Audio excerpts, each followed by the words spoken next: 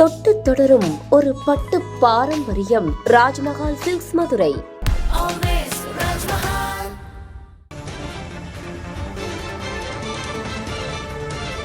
அண்மை செய்தியை பார்த்துக் கொண்டிருக்கிறோம். இஸ்ரேல் தூதகம் அருகே குண்டு வெடித்ததாக கிடைத்த தகவலை அடுத்து டெல்லி காவல்துறை அந்த இடத்திற்கு விரைந்திருக்கிறது. கூடுதல் விவரங்களோடு செய்தியாளர் நிரஞ்சன் இணைந்திருக்கிறார்.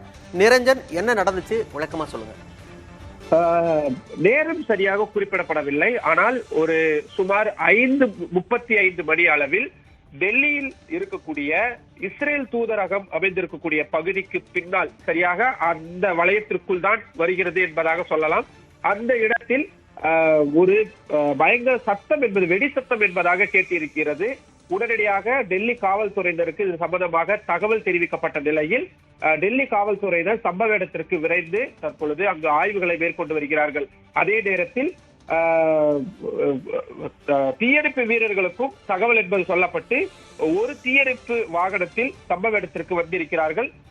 முதல் கட்ட தகவலாக தீயணைப்பு வாகனத்தினர் வந்த அதிகாரிகள் தெரிவிக்கக்கூடிய தகவலின்படி எந்த விதமான சஸ்பீஷியஸ் பொருள், அதாவது சந்தேகத்திற்கனமான பொருட்கள் எதுவும் கிடைக்கப்பெறவில்லை என்றும், இருப்பினும் சோதனை என்பது டெல்லி காவல்துறையினர் சரியாக செய்து வருகிறார்கள் என்பதை அவர்கள் கூறியிருக்கிறார்கள். எக்ஸாக்டாக என்ன நடந்தது, அது வெடி விபத்தா அல்லது வேறு ஏதேனும் சத்தம் எதுவும் வந்ததா போன்றவை எல்லாம் இப்பொழுதுதான் விசாரணை என்பது நடந்து வருகிறது.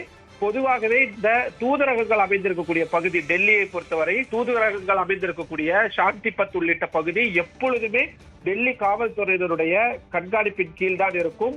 சாலையின் 2 பக்கத்திலும் எப்பொழுதுமே ரிசர்வில் வாகனங்கள் இருக்கும். இந்த ஆன்டி பாம்பிங் ஸ்குவாட் என்று சொல்லப்படக்கூடிய வெடிகுண்டுகளை கண்காணிக்கக்கூடிய குழுவினர், டெல்லி காவல்துறையின் சிறப்பு குழுவினர் உள்ளிட்டோர் எல்லாம் இருப்பார்கள். ஒவ்வொரு தூதரகத்தின் வாசலிலும் காவல்துறையினர் ஏராளமாக குவிக்கப்பட்டிருப்பார்கள். அந்த நாட்டின் காவல்துறையினரும் இருப்பார்கள். இப்படியான சூழலில் சத்தம் வந்திருக்கிறது. அதனால் அந்த இடத்தில் உடனடியாக காவல்துறையினருக்கு தொலைபேசி வாயிலாக தகவல் சொல்லப்பட்டு காவல்துறையினரும் விசாரணைக்காக வந்திருக்கிறார்கள். இனிமேல் வரக்கூடிய நேரங்களில் தான் வெடி சத்தம் எதனால் ஏற்பட்டது, வேற ஏதேனும் விஷயமா அல்லது வெடிகுண்டு மாதிரியான ஏதேனும் சம்பவங்கள் நடந்ததா போன்றவை எல்லாம் இனிமேல் தான் தெரிய வரும். ஆரம்பகட்ட தகவலாக எந்த பாதிப்பும் இதுவரை பதிவு செய்யப்படவில்லை என்பதை குறிப்பிட்டு சொல்ல வேண்டியதிருக்கிறது. மணிமாறன், விவரங்களை கொடுத்தமைக்கு நன்றி நிரஞ்சன்.